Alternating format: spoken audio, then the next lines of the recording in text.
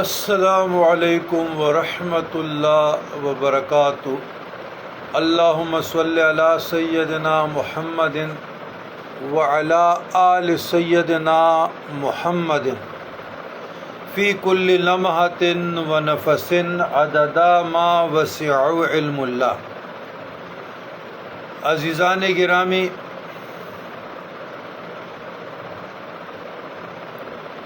اب ایک متقد ہیں نورید بھی آسٹریلیا میں، راجہ منیب الرحمان صاحب، تو اس کو دم رقیہ و شرعیہ منزل سے فون پہ بہت دنوں سے انتظار کر رہے ہیں، تو ابھی ارادہ تھا تو میرے ہاتھ میں ایک کتاب لکھی، تو وہ پرانی ماضی میں چلا گیا، وہ میں آپ کو علیحدہ سے ایک ویڈیو بناتا ہوں۔ لیکن یاد رکھیے گا، بہت لوگ پوچھتے ہیں کہ ہمیں حسد ہے، جنات کرتے ہیں، تنگ کرتے ہیں، یا کوئی دینی حاجت ہے، دنیاوی حاجت ہے، یا ہمیں ڈر لگتا ہے، انزائٹی ہے، ڈپریشن ہے، اور جادو کے اثرات ہے، شیاطین ہے، نحوست ہے، چوروں اور درندوں سے ڈر لگتا ہے، جہاں لوگوں نے ڈیرے باہر بنائے ہیں۔ تو یاد رکھیے گا، یہ میرے ہاتھ میں بار بار کہتا ہوں کہ یہ منزل ہے، اور کوئی ایسا عمل، کوئی ایسا وظیفہ جو مجھے بہت سے بزرگان دین سے سینہ بسینہ اس کے مجلس میں بیٹھ کر مجھے عطا ہوا ہے، کیونکہ ہم بہت لاتعداد سلاسل طریقت میں صحیح سند سے خلافت رکھتے ہیں، تو اس میں عذاب بھی، اوراد بھی، عملیات بھی ہے۔ تو یہ جو آج بھی ہمارا نا فیس بک پہ دو قسم کے اوراد ہم نے ڈالے ہیں،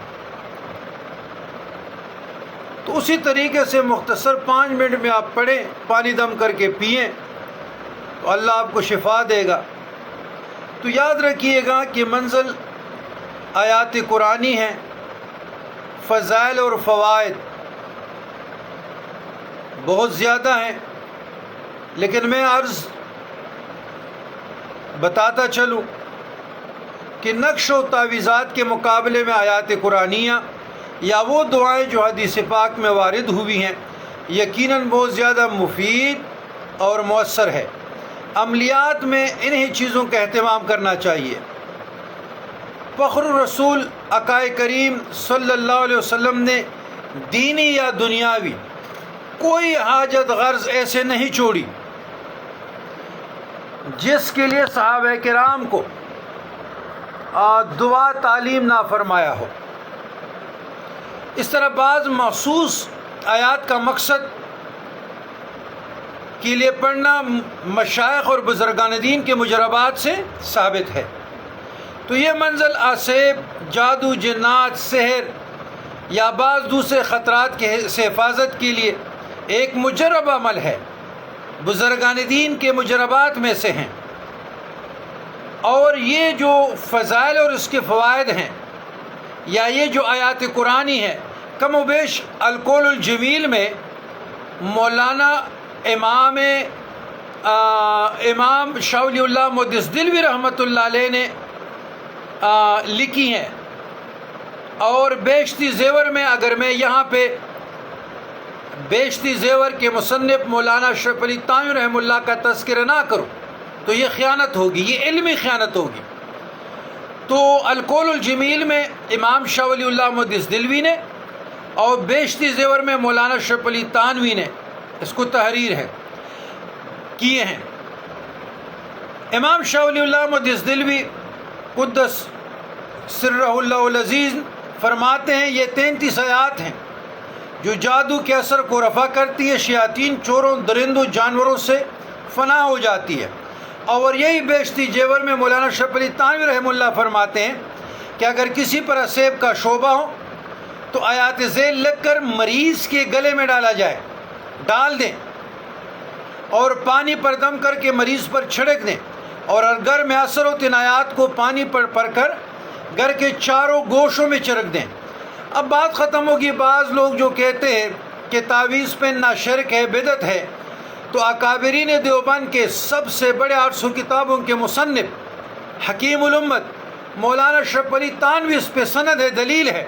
وہ تو کہتے ہیں آیات کا تعویذ بنایا جائے اور اس پر پانی دم کر کے مریض کے گلے میں ڈالے اور گھر کے چاروں کونوں میں ڈالیں۔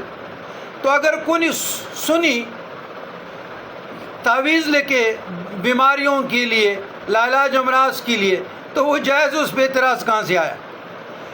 تو یاد رکھیے ہمارے گھر کے جو مستورات ہے، بیویاں، شہزادیاں ہیں، اس کو بھی جب کبھی مشکل آتی ہے تو منزل کا ورد کرتے ہیں، رکھتے ہیں، اور ہم بھی مشکلات میں پڑتے ہیں بطور ورد۔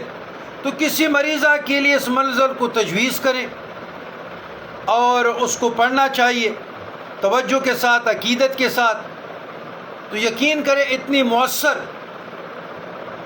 مؤثر آیات قرآنی ہیں، دعائیں ہیں کہ اللہ کے نام اور اس کے کلام میں بڑی برکت ہے۔